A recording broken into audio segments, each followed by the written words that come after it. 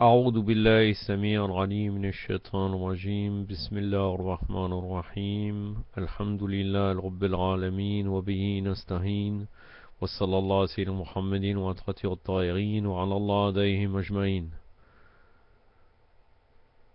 Aujourd'hui je vais faire une vidéo de la série Conseils de lecture, la numéro 7.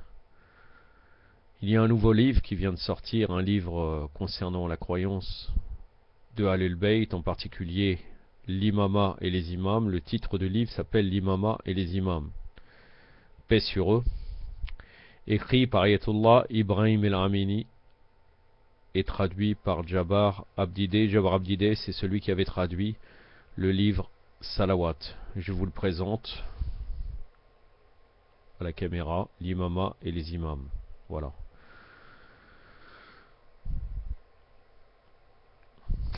Derrière, il y a aussi, vous pouvez voir la photo de ce savant, bon, on voit pas très bien, qui apparemment doit être un savant libanais vivant en Iran.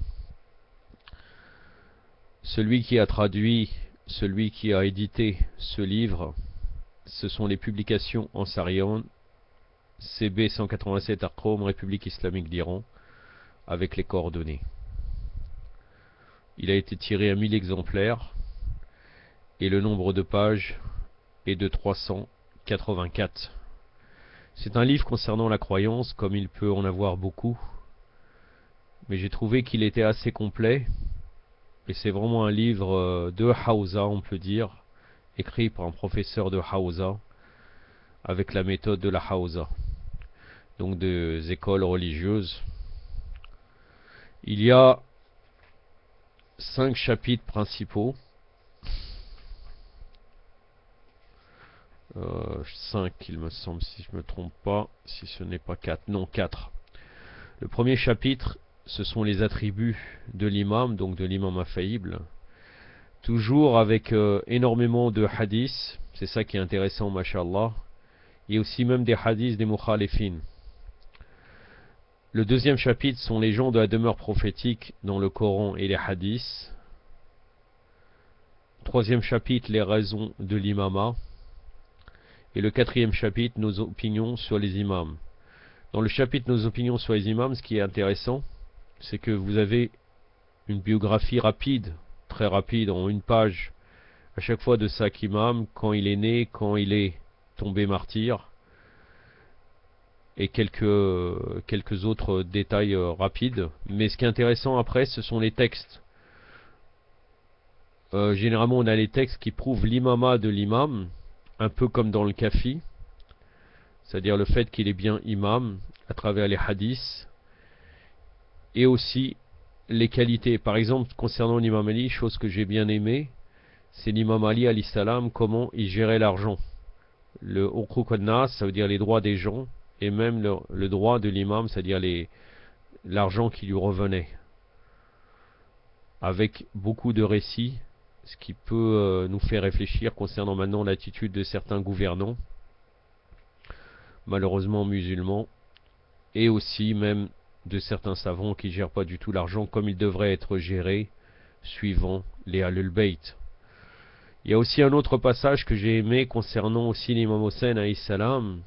J'avais entendu une fois dans une occasion dans un centre à Paris un discours que j'avais trouvé intéressant, c'était à l'occasion de la naissance de l'imam Hossein alayhi salam. Au lieu de parler généralement, on parle de la période de l'imam Hossein quand il est né, et aussi concernant à l'époque de l'imam Ali alayhi salam, puis nous passons directement au récit de la bataille de Karbala, ou bien un tout petit peu avant, les raisons pour lesquelles il s'est soulevé, et le récit de Karbala. Là, nous trouverons bien sûr le récit de Karbala résumé, mais aussi quelques histoires qui concernent à l'époque que l'imam Hossein était imam, à travers son éthique, à travers différentes histoires qui sont très jolies et qui vont beaucoup nous servir, Inch'Allah. Donc ça, c'est quelque chose que j'ai aimé dans ce livre. Il y a quelque chose que je peux dire qui, pour moi, n'est pas très bien. Bon, après, ça reste mon avis. Bon, à travers aussi les hadiths, c'est une opinion.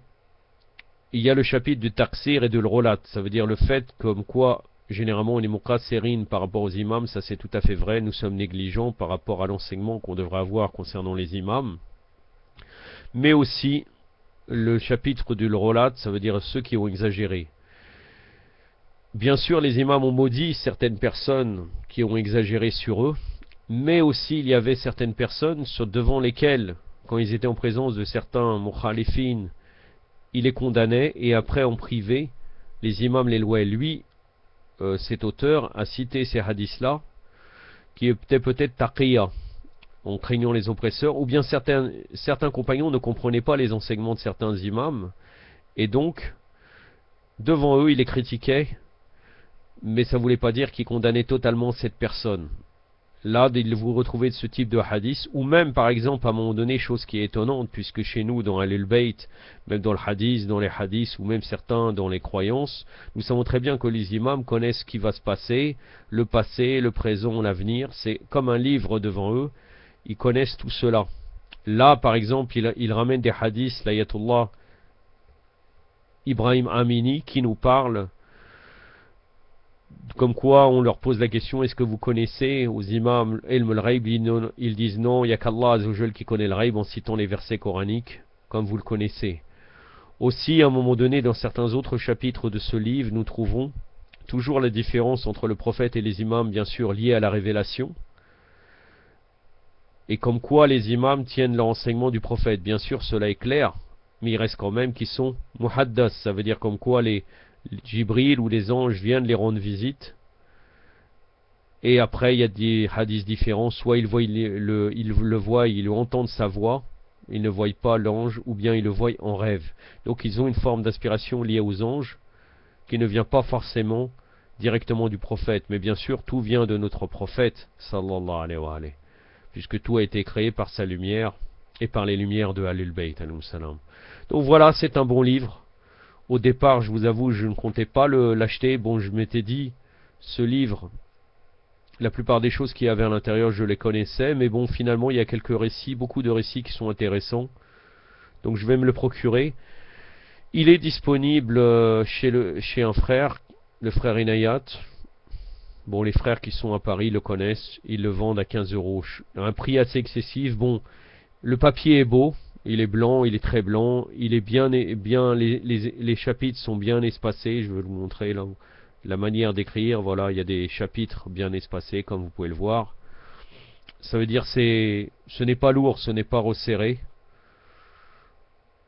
Il est bien édité, il a l'air solide.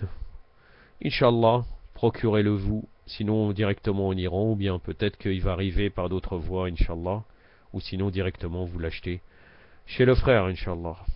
Wa sallallahu alayhi wa sallam Muhammadin wa asrati wa ta'irin. Wassalamu alaikum wa rahmatullah.